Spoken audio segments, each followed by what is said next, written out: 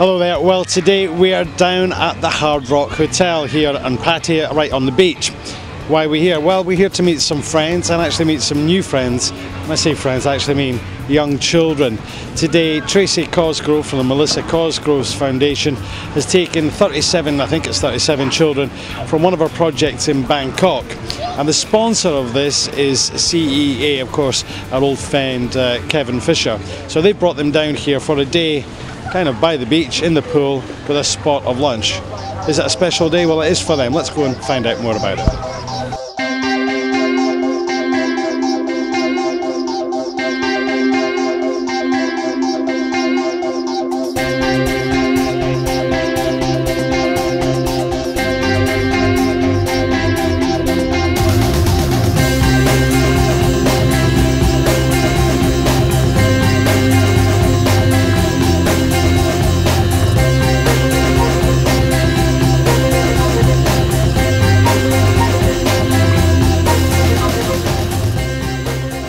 Okay, now a familiar face to our viewers here in Pattaya and on PMTV, it's Tracy Cosgrove. Tracy, how you doing, alright? I'm good, thank you. Good. Listen, so you've got 37 kids today, and I said in my intro that they've been brought down from one of your projects in Bangkok, but I don't think it is really one of your projects, or are they your project? It's actually from two of my projects. Okay. One of the projects is for the construction workers' children, and the other project is for Burmese children, who are either the children of construction workers or other forces have brought them here. Okay, alright, okay, we understand. So 37 kids, of what kind of ages?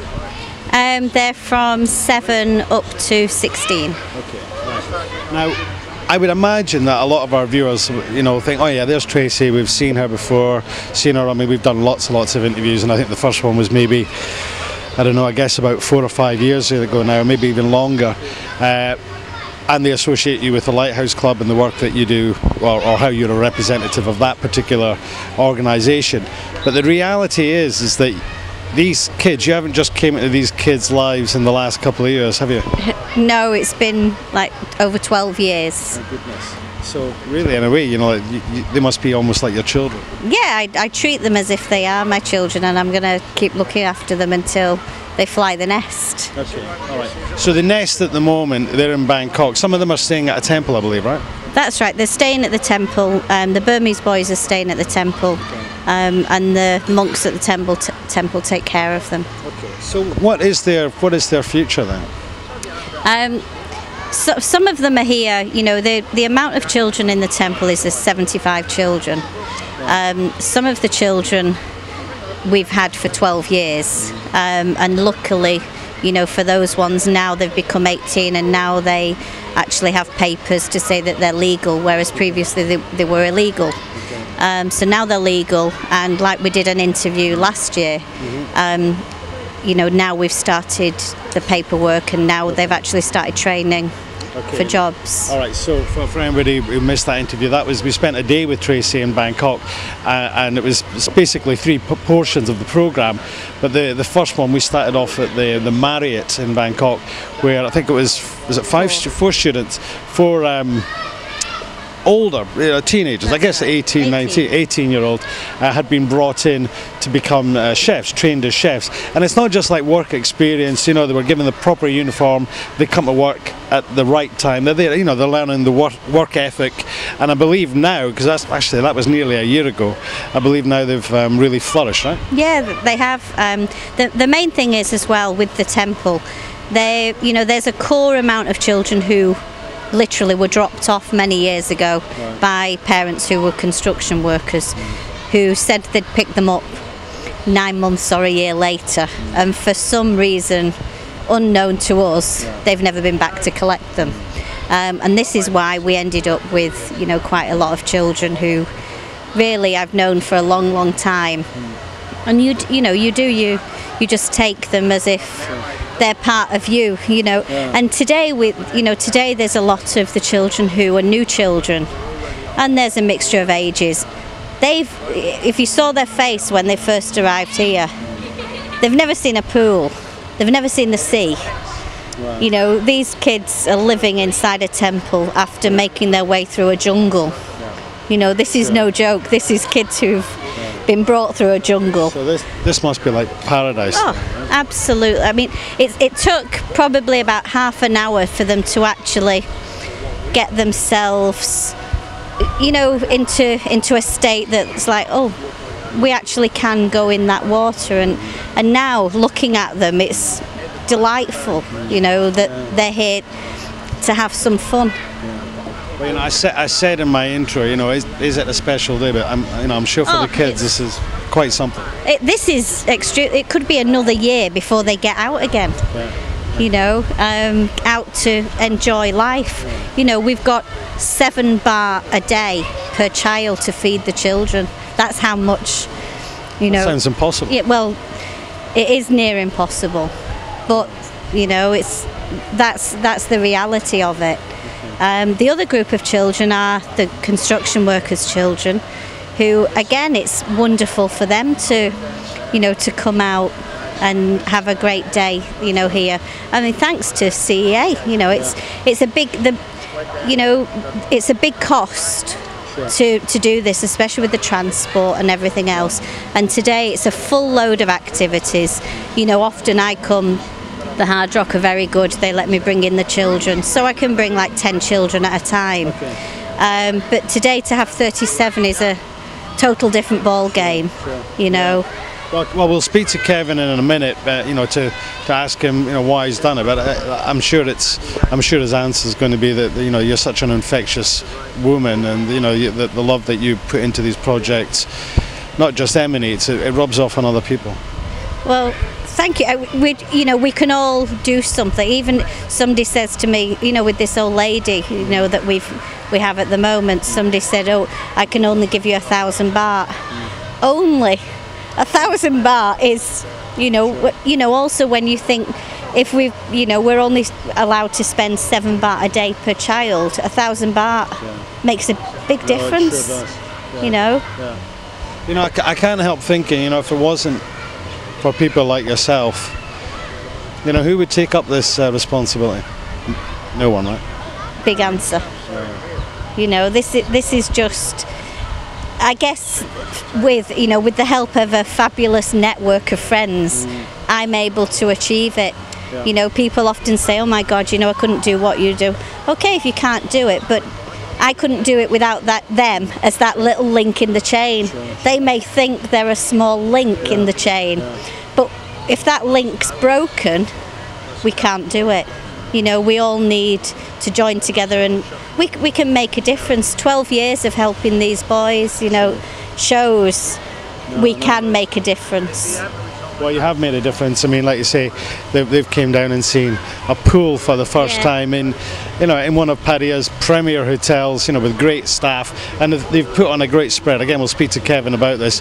And my God, the kids were in and then ate and then back for more. Yeah. And I guess they're probably going back for another. See, the staff are keeping things warm as well. That's right. No, great day, and thanks for Patia Mail for coming.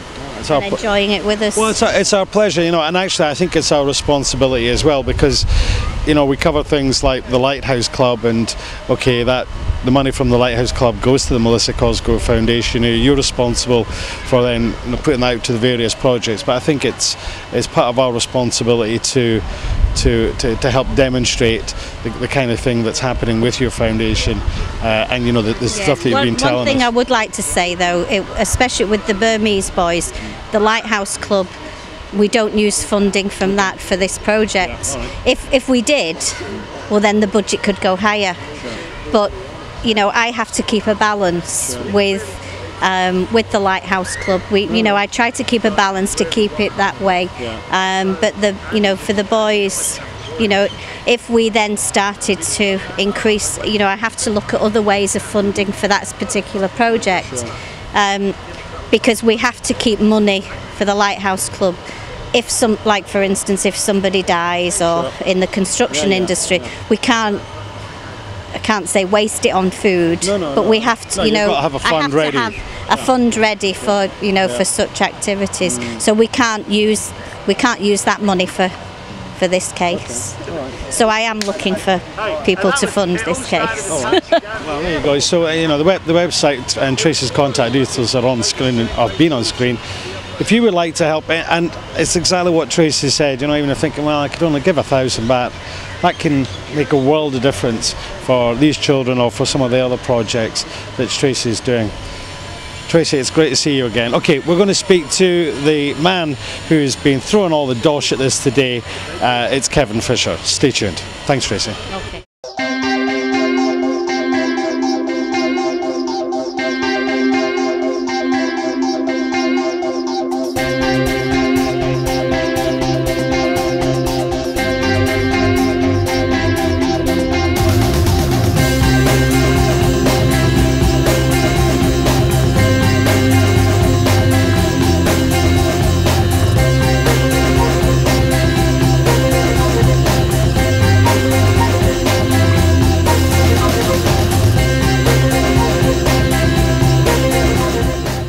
Okay, I'm now joined by Kevin Fisher and Jack. We'll speak to you in a second, Jack, but stay with us.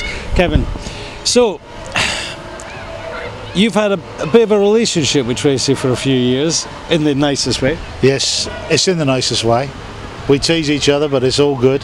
How long have you been working with Tracy? It must be 3 or 4 years now. It has to be. Very impressed what she does. And what we wanted to do today, we wanted to put the Kids' Day on. As you know, Jack and I was very involved with the lighthouse, but because of our heavy workloads, we've had to stand back now. But still want to support Tracy in everything she does. So hence that's why we're all here today, having a lovely day with the children. They've all had a good feed. They played the games in the pool. And as Tracy said, some of these guys and girls here, they've never even seen the ocean.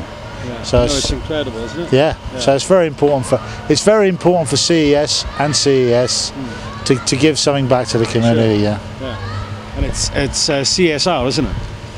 Corporate social responsibility. Oh yeah, social corporate responsibility. Yeah. That's something like that. Yeah. That's the hip word. And yeah, we've been to food dinners where the guest speakers have been talking about that. Yeah. So again, it's we can give back again to the community. Two other members of my staff are here with their children having a good day. So, sure.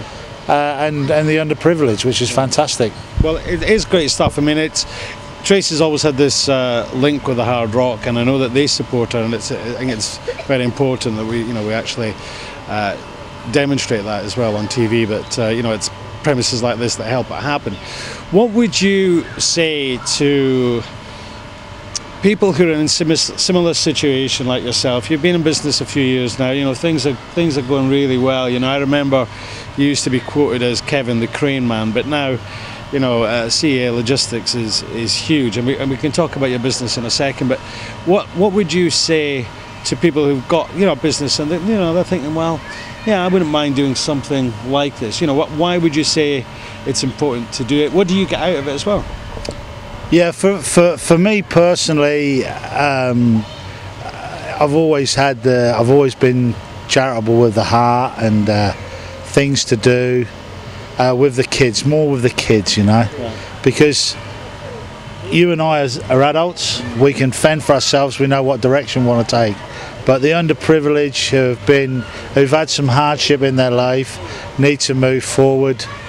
They need our help, and Tracy has to do everything on a budget, as you know. Before we was on camera, we talked about our budget and how tight it is. And well, she said in the interview there, the £7 a day for feeding the kids. Yeah. So it's good that if you're in business and if you're fortunate enough to be making a little bit of money, if you can just put something back into the community, it'd be great. Yeah. And I guess the good thing is as well, when you do something like this, you're not just throwing a bunch of money and saying, well, just there you go, just do what you want. It's something that you can be part of. I mean, I know you've got some of your work associates here, and they come along. They have a fun day as well, don't they? No, that's right. We need to do all of that. We need to make it happen. We need to pull it together. Andy sits here, is my wingman. John is a good friend of ours. He's brought his girls along. So it can become a tight family thing as well, which is fantastic. Okay. And I've got to say this, the Hard Rock have been really great today. The food's been great for the kids. They're in the pool, they've got the guys from the Hard Rock taking care of them, playing the games. We've got a movie planned from this afternoon. So it's wonderful, you know, we're really pleased about it. Okay, let's give your business a bit of a plug then, because you know you've put all this money and heart into today, so I think it's high time that we give you a little airtime. So give us your sales pitch, if you like. There's no sales pitch. I mean, what I'd done about 4 or 5 years ago, I made a decision to take CEA to the greater heights, and that's what we've achieved. You know, we're still heavily involved with the craneage, but to be honest with you, a lot of people out there at the moment with machines, and it's a bit of a cutthroat industry. So we've reverted back to our heavy logistic program, which we're doing heavy transport, still doing heavy lift work. Main clients are Australian people, Australians. We're in Perth maybe every 3 months visiting them. Constantly getting visits from potential clients, not only from Australia, worldwide. And obviously we're very fortunate. We've got around 100 rai of yard space, and it's all Aquas approved. We've got all our own trucks, cranes, forklifts. 100 and some odd guys work for us. So yeah, no, it's been good, you know, but it's only hard work and determination, Paul, you know. And Andy's there, as like I say, Andy's my wingman, and we do everything together, make sure it gets done. And obviously we'll be talking to Jack in a little while, who's my wing lady, probably I should say, who runs CES, and we'll talk a bit about that as well. But no, it's been good, but hard work, determination. Well, I know you're not shy away from hard work, and I also know that at many of the events that I attend, the various networkings and other social events, you're sorely missed because you're a busy boy, and every time, oh, where's Kevin? He's in Hong Kong or he's in Perth or whatever. So I know it's keeping you on your toes, but that's what you got to do, haven't you? That's what it is. I mean, the work's worldwide, and we have to go where the work is, you know. It's not the boom and bust thing. I mean, we've got a steady program. We've just took on another expatriate. He's going to be running the easier logistics stuff. Andy and I will be running the heavier stuff. We're looking to expand the business in other directions, which we've started to do. We've got a good client base now, and the client base we have is like the Chevrons and the Bechtels of the world. We're doing quite a bit with SDP and I now. We've got a very good relationship with them. So no, we're quite happy with where we're sitting. Very happy. All right, well, let's give you a break and let's speak to Jack. So Jack, you are responsible, I believe, for CES. So what is CES? CES is Crane and Equipment Services. We service all the heavy equipment to the clients, and hand tool workshop, that what we're selling as well. Okay. Yeah. So do you mean clients who have existing equipment and then you help upgrade that or fix it or repair it, or do you mean that they come to you for hire or to buy, or both? To both, yeah. Okay. To buy, to hire, yeah. Depend on what they request for, and we just provide what the customer requests. Okay. So what would be the biggest thing that you would sell? I think we do with the heavy equipment, hire like charcoal, slings, and we sell a bit of chains, wire rope, that sort of stuff. Yeah. Okay. Yeah. All right. And whereabout is your premises? Just on the way go to Lam Chabang Port, just on the Sukhumvit Road, South area. It's easy to find. Yeah. Okay. How far out of Pattaya would you say roughly? Well, let's say about less than 20 minutes. Yeah, okay. Yeah, it's not far. Okay, so it's only 1 kilometre. No, I'm only joking. Just talking about how bad the traffic is nowadays. All right, so yeah, you're out 20 minutes out of Pattaya, heading towards Lam Chabang, and you're on the right-hand side. Yeah, on the right-hand side. That's correct. Yeah. Okay, so if anybody's looking for slings or shackles or any of these things that, and do they know what they're looking for, or do they just say, I've got to put this from there to there, and you help advise them with that as well, or? Oh yeah, yes, that's what we do. Because our sign just tells what what we are doing there, right? Or some just our relationship customer, and they know what we are doing, and they just come along and ask what they. Okay. Yeah. So I would imagine most of the customers that you get are people that have been linked with CEA in the past, or Yes, that's right. and new customers as well, hopefully. Yes, and my customer as well. Is she on commission? Is she? All right, Kevin. Anything else you'd like to say, mate? Yeah, I mean, just to back up what Jack's been saying, we are a complete equipment support organisation, CES. Obviously, rental and sales of heavy rigging. One of the areas Jack's explored and been quite successful at is the load testing of offshore baskets, supplying the rigging, doing the testing, the certification. The other thing we're currently discussing is because of the expat community here in Pattaya, it's like if you want to do some DIY in your house and you don't want to buy the drill or the grinder, we're now exploring the possibility of small tool hire, because we've got quite an extensive range of grinders and cordless drills and power drills and hammer drills. So just we're looking at all of that at the moment, which I think it's probably missing here in Pattaya to support the expat community. It may mean that we'd have to probably have another little premises here in town, because people don't want to drive out to Lam Shabang.